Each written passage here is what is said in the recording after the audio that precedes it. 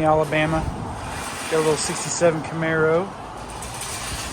And one that I really like, 67 Chevelle, 396.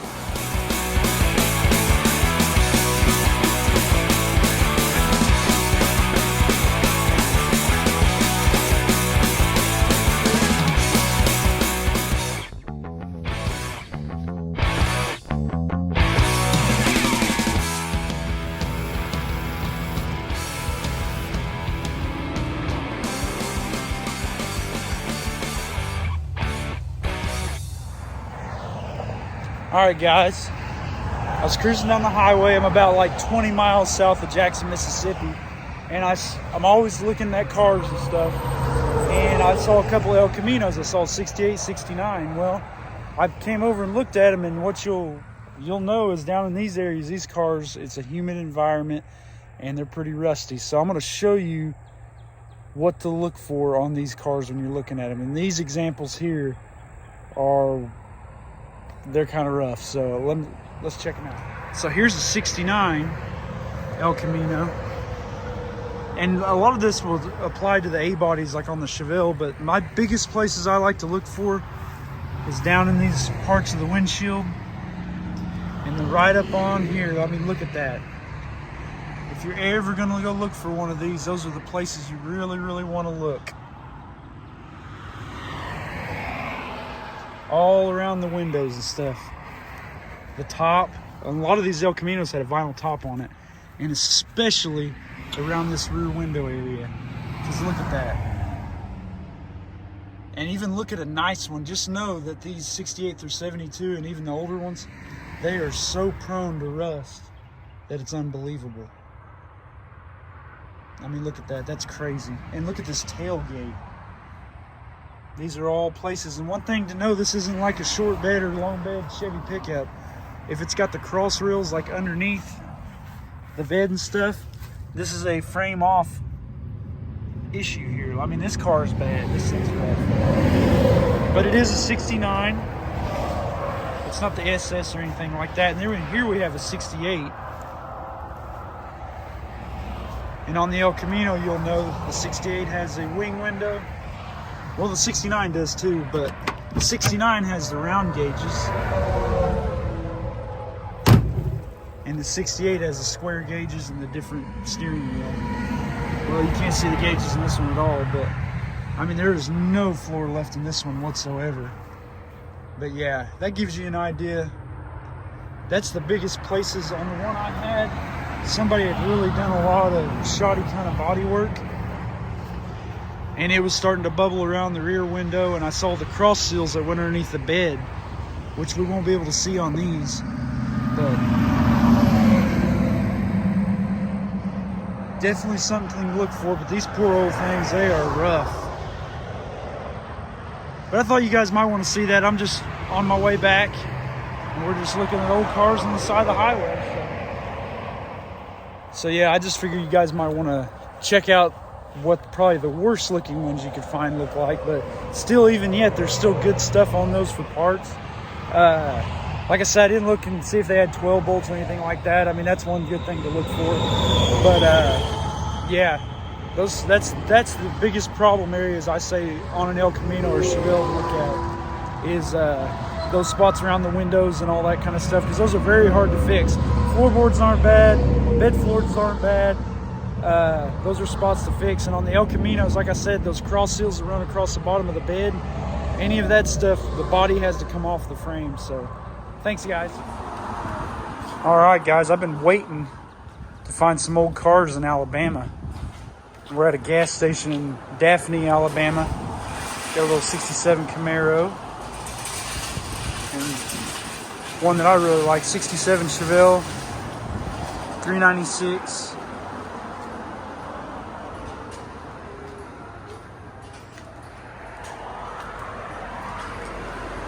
Four-speed. I don't know if you can see in there, but it has a second-gen Camaro shifter handle, which is kind of weird. But yeah, pretty sweet little car. What do you think, Ruby? I know. I'm sure that surprises a lot of you guys. But yeah, some pretty cool cars. Wonder if it's a real 138 car.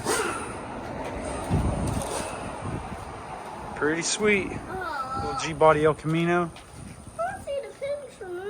I'll show you in just a second what 55 Chevy pickup looks like. But yeah. Huh?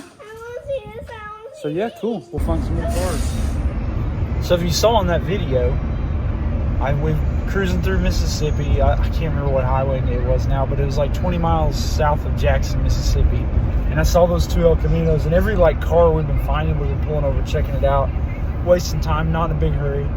But I got to thinking, you know, those two cars, although they're very rough, they made me think a little bit.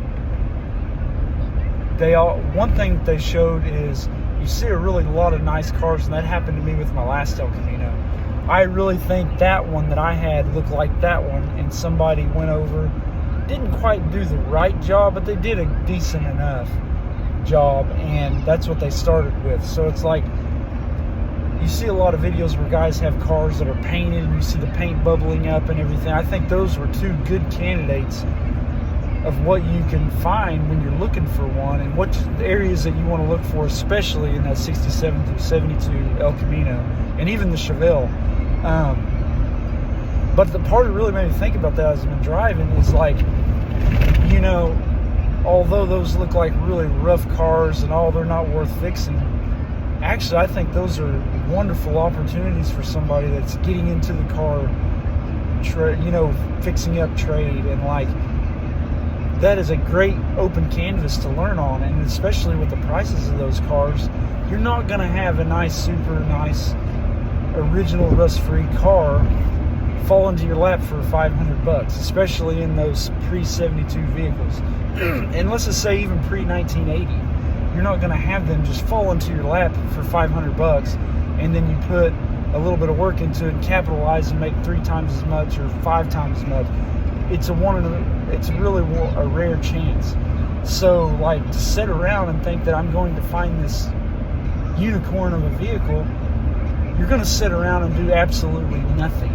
Whereas if you took a very little minuscule amount of money, you could probably deal for a car like that, and most of the time you're probably going to find one better. But even if you don't, just to find a 68 through 72 model car or anything in that range is going to take a lot of, you're going to be sitting around waiting when you could probably have bought that for $500 or $800 and go get a Harbor Freight welder, get some flat disc, get a grinder, and get to work. Because even if you don't finish it, like, you can get an engine transmission, you can look up some YouTube videos, and you will learn how to do the metal work. And let's say you don't even fix it, but you're going to start, you know, well, let's say you bought one of those cars, you're going to start looking at Elcaminos and everything.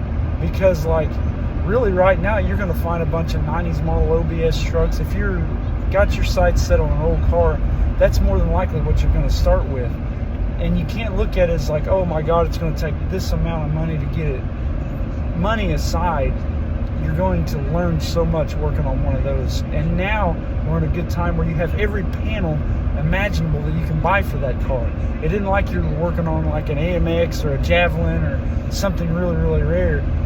You're working on something that's pretty easy to find parts for. So you can buy every panel for that Elcamino and put it on. And so what if it doesn't go on perfectly or something?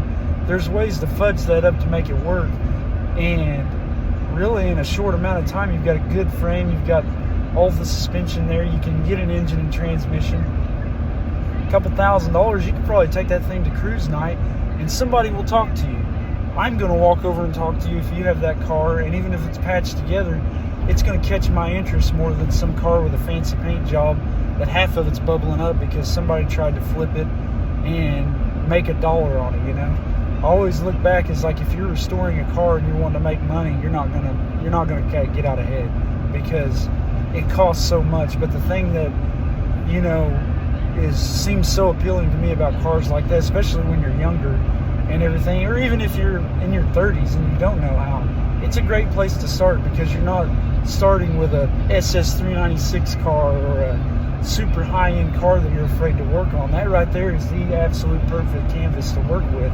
So I think that is an excellent start. Yeah, you're gonna have to roll up your sleeves and get to work. You might have to get a tetanus shot or two, but when you get to take that on the first drive, or you get to go out and show your buddies, and it'll actually build some camaraderie, because you're going to meet other people that's into it, and you're going to get to work on it. You're going to get to spend that time, and each little thing that you fix on it, you're going to get that dopamine rush. You're going to get that satisfaction that, man, I just learned how to do something. And even if you don't finish it, if, let's say, you get on the deal and you find a better El Camino, you've learned everything off that one that you've been working on to put towards the next best one. And that's really what I've done in my car life that I've done. I've worked on some stuff that has not been worth financially, and to make money, it wasn't worth the time. However, I learned so much working on that I put into something that has been more valuable that's come my way, because these cars are going to keep coming around. But, you know, if you wait forever, you could wait 5 years to find the perfect car. You wasted so much time, and you could have learned so much. That quit sitting around, man. Snag something like that up and get to work. I mean, it's a great opportunity. So I hope that helps.